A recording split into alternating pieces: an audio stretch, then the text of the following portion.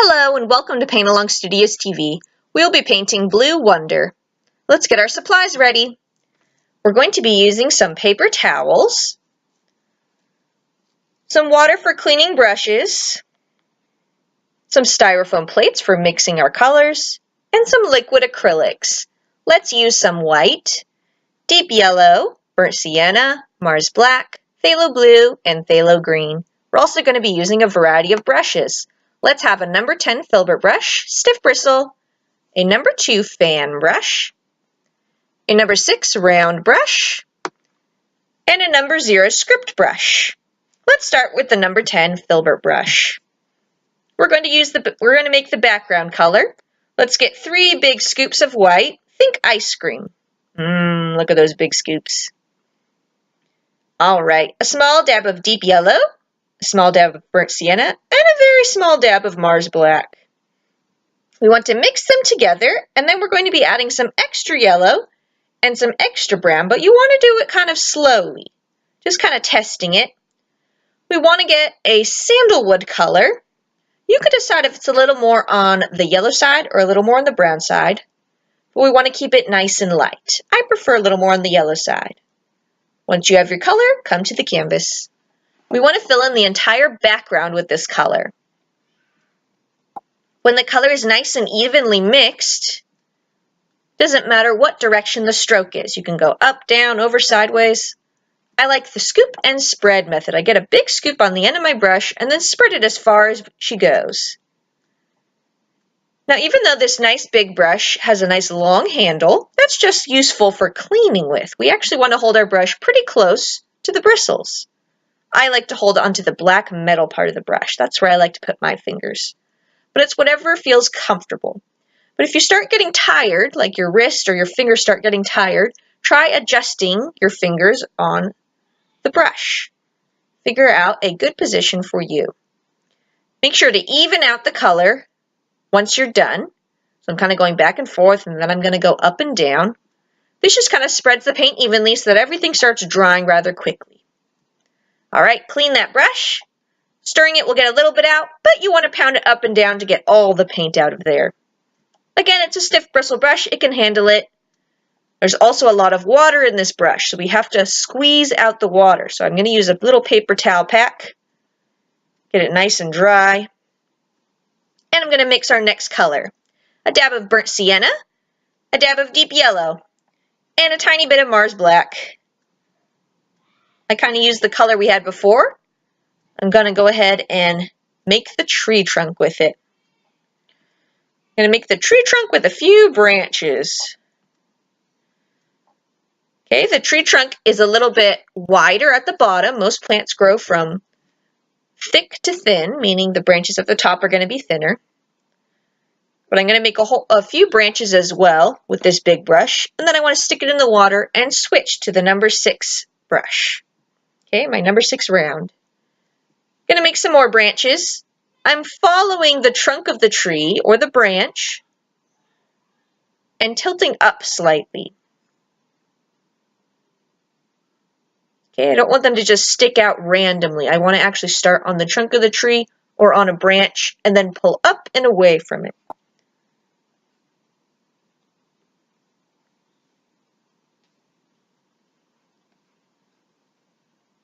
A few here, a few there.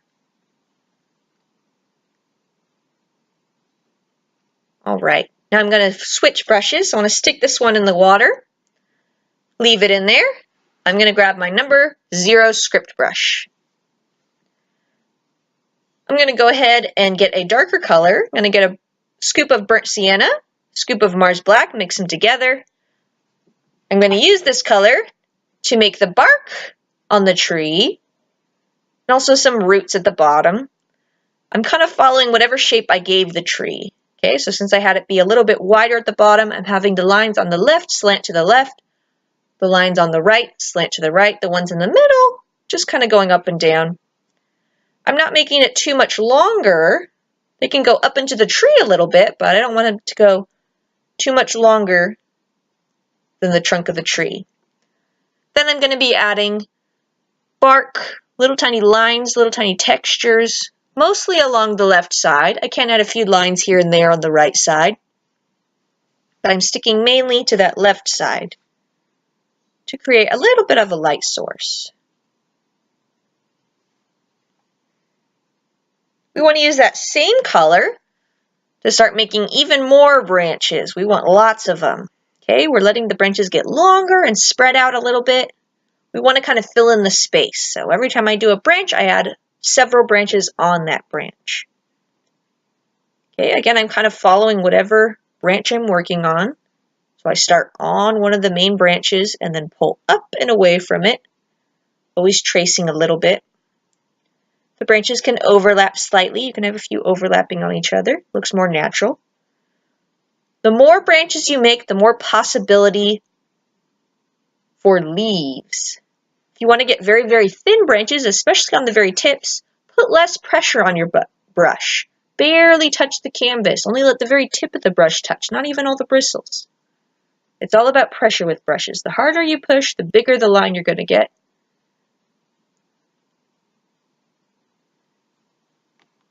I'm also paying attention to the shape of the tree. Okay, a nice round shape would look good.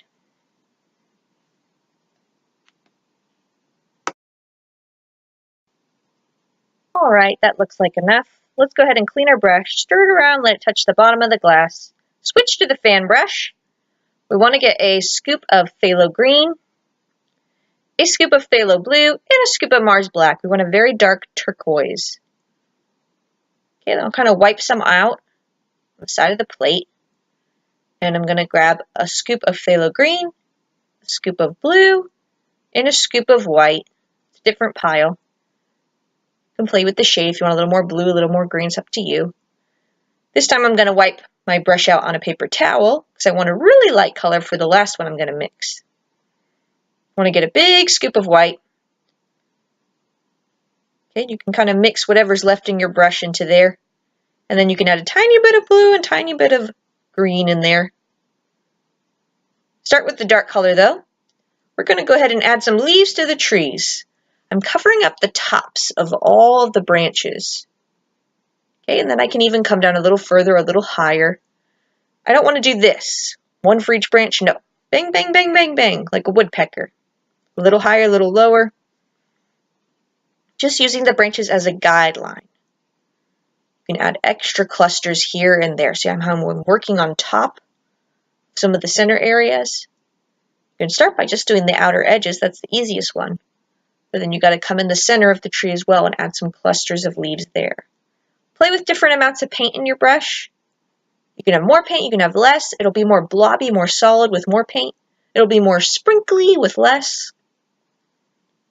Also pay attention to pressure. It'll change the shape slightly by pushing down harder or going a little softer. Just have a little bit of fun with it. Okay, then go to the medium color. And I'm going to add some highlights. Okay, I'm sticking mainly to the tops of the clusters. So I'm leaving a little bit of the dark color.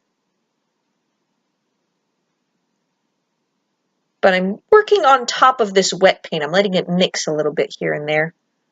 I don't want to make the tree too much bigger. I can add a little bit here and there, but I'm mainly focusing on the areas I already have some leaves.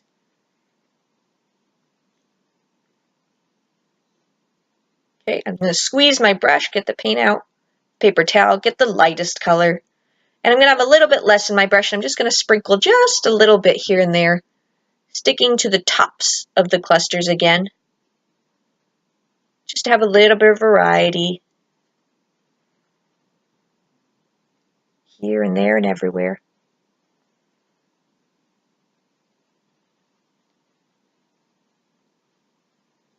And then just kind of look, see if you need to add any extra light or if you want to go back and add a little bit of the dark. Okay, stick that brush in the water, stir it around. Dry it off on a paper towel so it doesn't drip. Get a big scoop of Burnt Sienna. Big scoop of deep yellow and a little dab of the Mars Black. Gonna mix it into there. Gonna use this for my shadow color. I want less paint in my brush though, so I wipe some out with a paper towel. I'm also going to be using a paper towel to smear the paint. I'm paying attention to where the leaves stop. You can either line up with the leaves completely, or it can be a little bit shorter. Usually the lines that are taller or higher up in the painting are a little bit shorter, and then the ones lining up with the bottom of the tree will be a little bit longer, and then again a little bit shorter. I'm kind of dusting. I'm going very softly, and then I'm rubbing with a paper towel so that it blends out. You can also add a little bit darker color. You never know if you like the color until you actually put it down, so I added a little extra brown, a little extra black to this color. But I'm wiping most of it off, so it's not staying as dark as I've made it. I'm smearing it super thin on the canvas. So a little here, a little there, you decide how much. Clean that brush off again. You got to wipe the water out, sweep it back and forth in the bottom of the glass. We want to switch back to our turquoises. We're going to start with the darkest turquoise. Sprinkle a few little clusters of leaves in the shadows. Okay, then you can get the medium turquoise, add a few here and there. The lightest turquoise you want to save for outside of the shadow. You can grab a little bit of the lighter turquoise and add a little bit outside of the shadow. Has to be on the lighter part. Alright, let's get a new color. We're going to use the little number 0 script brush, a scoop of Burnt Sienna, and a dab of black and a dab of white. We're going for kind of a chocolatey color. If it looks too gray, add some more brown to it. But if it looks too red, you got to add some more black to it. It's got to be chocolatey. We're going to make some wood grain lines with this.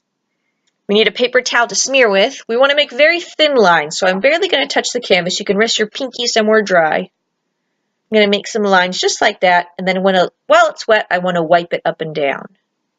Okay, my wood grain lines are going up and down.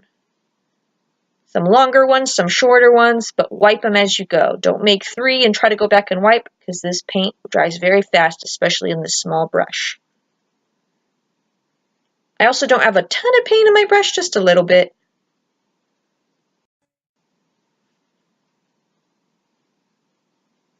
So we're adding a whole bunch of lines, some longer, some shorter. We're always rubbing them quickly.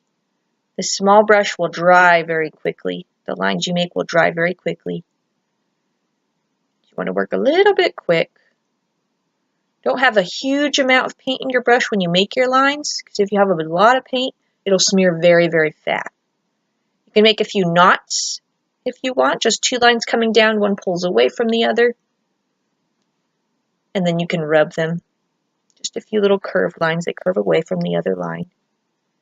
And then you rub it, same as all the other wood lines. You can add a lot of knots or just a few, it's up to you. I kind of like to hide them wherever there's a lot of empty space, just to kind of get rid of the monotony of the lines, have some variety. A few here, a few there. Right now we're avoiding the tree, but we will be putting a few lines on top of the tree. You want to make sure your tree is dry by that time. If it's not, use a hair blow dryer to dry it.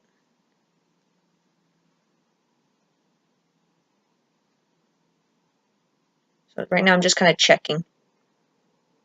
Feels dry, so I'm going to go ahead and rub. Now you can rub with your finger too. Sometimes I do that. But when I'm doing a lot of kind of rubbing, I usually use a paper towel. So I'm doing a lot of lines with this, so I'm going to go ahead and keep sticking to that paper towel. Long, short, they can tilt slightly, they don't have to all be super straight. As long as they're kind of going in the up and down motion, you're good.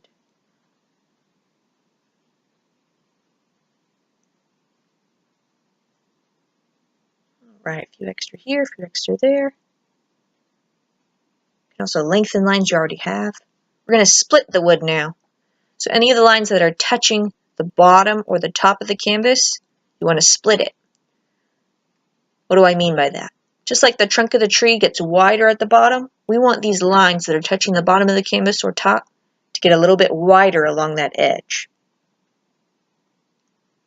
So I'm starting on the line and then curving a little bit away. Curve a little bit to the left, a little bit to the right.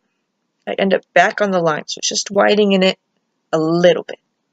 Not too much. And you can rub it just a little bit with your finger, but it's also okay for it to be darker. The color will be a little bit darker if you don't rub, just because you're not swiping off some of the paint. You might be like, I'm using the same color. Yeah, but we were wiping all of those little lines. But that's okay. It can be a little bit darker. If I do want to kind of lighten it slightly, I use my finger just because it's small.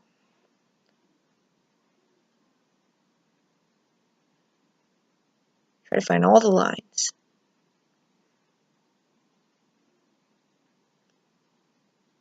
All right, we want to clean that brush and dry it off.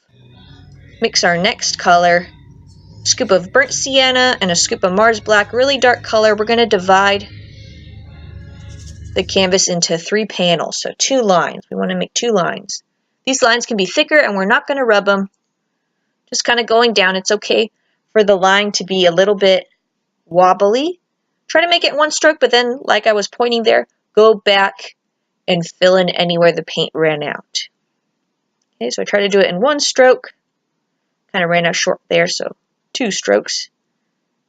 If it doesn't quite happen, and then go back, even it out if you ran out of paint in any of the spots. Split the wood, same as before. So a little bit wider at the top of the line, a little bit wider at the bottom of the line. Then we're going to switch to our big white handle brush. Okay, so that one's cleaned and we dried it off. We're going to get a scoop of deep yellow, a scoop of burnt sienna, and just a little bit of Mars Black, and maybe a little bit of white as well. We're going to stain the wood.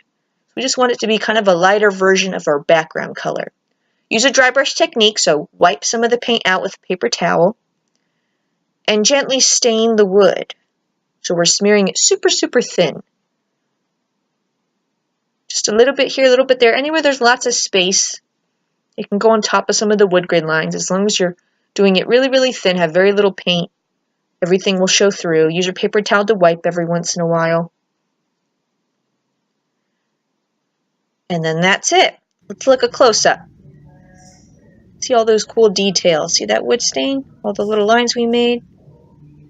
So, thank you for joining us for Blue Wonder. I hope you join us again for another class.